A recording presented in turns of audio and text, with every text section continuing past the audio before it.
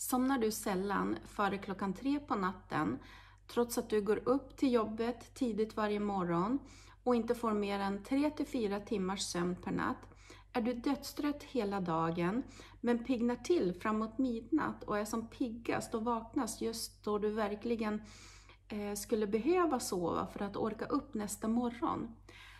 Då har du kanske DSPS, Delayed Sleep Phase Syndrome, eller förskjuten dygnsrytm. DSPS är en relativt ny diagnos som beskrivs av en doktor Weizmann 1981, och det finns beräkningar som säger att cirka 0,17% av befolkningen har DSPS. Det innebär att upp mot 15 000 personer kan ha DSPS i Sverige. Tyvärr är diagnosen fortfarande i princip okänd bland läkare och folk i allmänhet. De flesta med DSPS blir missförstådda, antas vara lata, inte vilja gå och lägga sig eller gå upp i normal tid. Man får en välmenande råd att gå och lägga sig tidigare på kvällen, för då är det ju inget problem att vakna tidigare på morgon. Att inte dricka så mycket kaffe.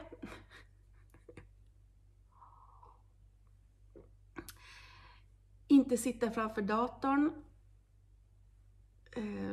på kvällen och så vidare och så vidare. Allt detta hjälper om man har vanliga sömnproblem. Men har man DSPS så sitter problemet lite djupare än så. OMG. Det finns en diagnos för det här. Såg du inte min förra video så gör det, så förstår du vad det är jag pratar om just nu. Jag tog alltså på mig forskarhatten som Gordon Devon skulle ha sagt.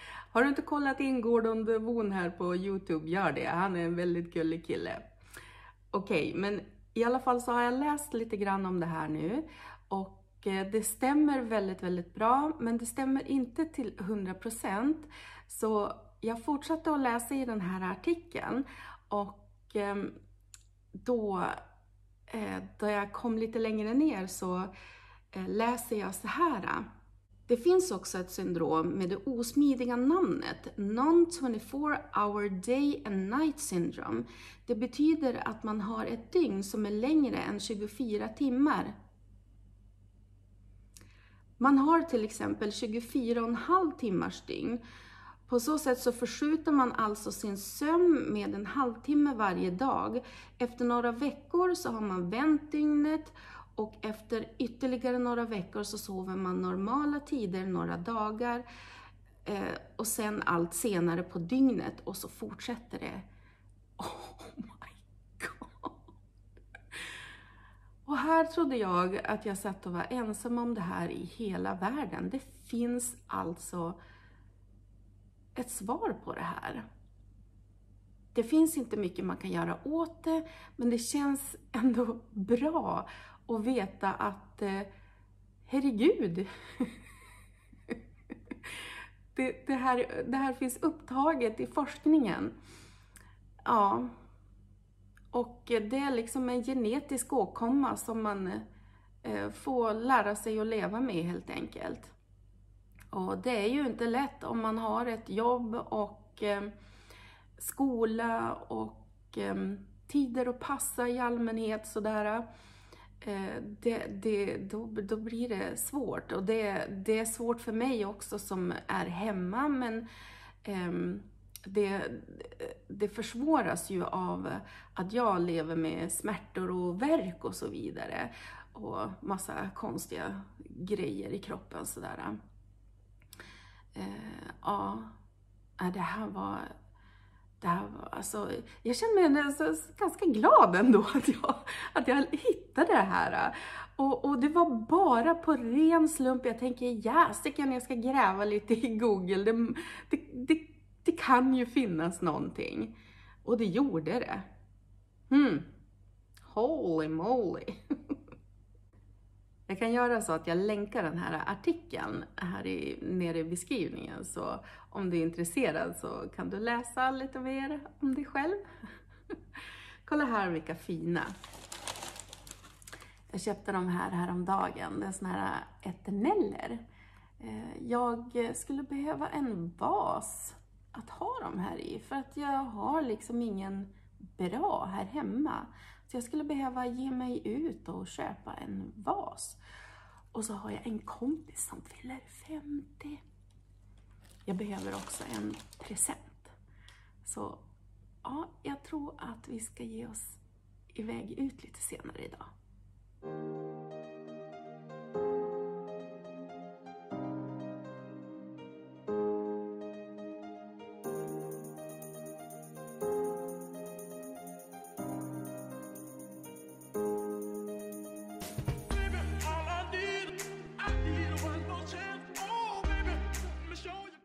Kolla vem vi hittar på Avion. Hej! Okej, det blev inte den där vasen. Det blev en annan vas. Nu ska vi gå och leta en present.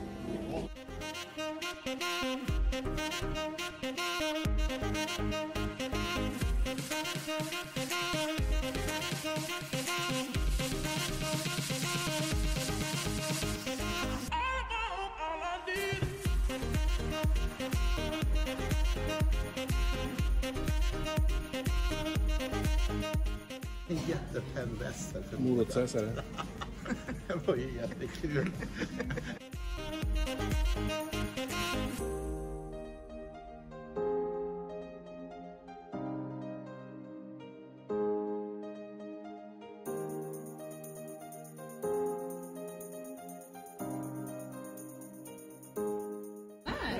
Tack snälla. Tack så mycket. Hej då.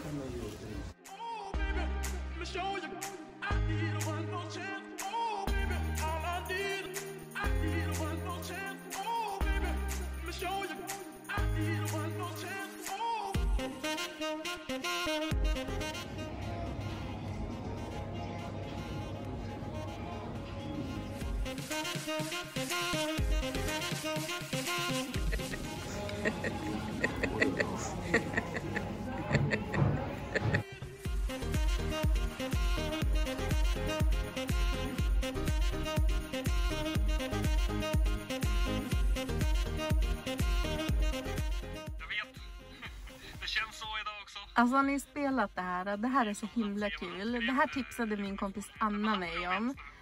Det heter Primetime. Sök efter det på App Store. Det är jättekul. Och så kan man vinna pengar också. Nu var det här några sportfrågor. Det var inte så kul. Men det finns massa olika frågespel här. Tuvarunda ger ordning på. Potten är på 3000 spänn. Och det är ganska många kvar.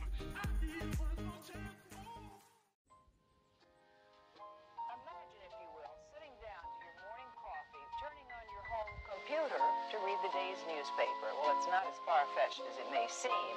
In fact, both local San Francisco papers are investing a lot of money to try and get a service just like that. Det är roligt också att titta på andra bilder. Så jag brukar ju screenshotta bilder som jag gillar. Du vet att man tar så här. Så samlar jag bilder. Jag har ju speciella mappar för olika ändamål. Ja, fota mycket. Ja, fota mycket. Ja, tack snälla för en underbar skola. Jag kan fina bilder. Så är vi snart tillbaka. Ja, med Alexander Rappaport till exempel. Väldigt bra fototips där av Bingo. Säga vad man vill om... jag måste bara skruva ner. Säga vad man vill om Bingo Rimér, så han är ju en fantastisk fotograf verkligen. Jag träffade honom för några år sedan då Cyberfoto är ju ett Umeå-företag och de är jätteduktiga på att ordna föreläsningar, seminarium, workshops. Ja. Och så jag deltog i ett sådant där Bingo var med. Eller det var han som höll i föreläsningen. Eller det var en workshop. Gud vad jag svamlar, det är morgon. God morgon förresten. I alla fall så han var väldigt, väldigt bra tycker jag. Och otroligt skön inställning till det här med foto. Det var väldigt så här befriande att höra att en så duktig fotograf inte alls var fokuserad på utrustning eller utan han liksom kör på känsla verkligen. Och naturligtvis uppskattar han ju som alla fotografer, man blir lite av en prylnörd då man håller på med fotografi. Men det var liksom inte det centrala för hans del, utan det centrala var skapandet och ha roligt och att man bara gör det liksom. Ja, det är ett kul minne att ha träffat Bingo.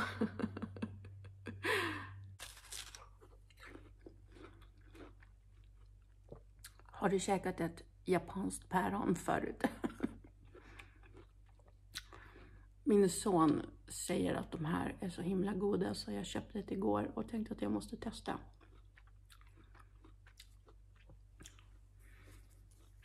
De heter nashi-päron. Svindyra. De är väldigt saftiga. Och väldigt krispiga. De här päronen, jag vet inte om man ska äta dem så här bara som de är. Men jag vet att de används i matlagningen i Japan. Som lite sötma och det blir som en liten umami smak i såser och marinader och sådär. Spännande i alla fall att testa. Jag köpte även den här. Kolla den här mozzarellan. Alltså, det är buffelmozzarella. Det var en nyhet. Den såg så himla god ut. Jag kan inte låta bli. Det blir en väldigt god sallad till helgen tror jag. Här är shoppingen som vi gjorde igår. Det här är vasen. Jag tror att den kan bli jättefin med blommorna. Och så köpte vi en present och så hämtade jag även ut ett paket. Så vi kollar vad som är i.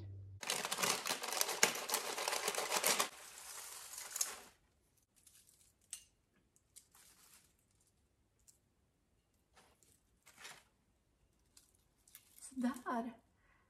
Alltså man fick ju väldigt mycket valuta för pengarna med de här eternellerna. Så jag fick en del över. Då kanske jag kan använda dem på ett annat ställe i huset.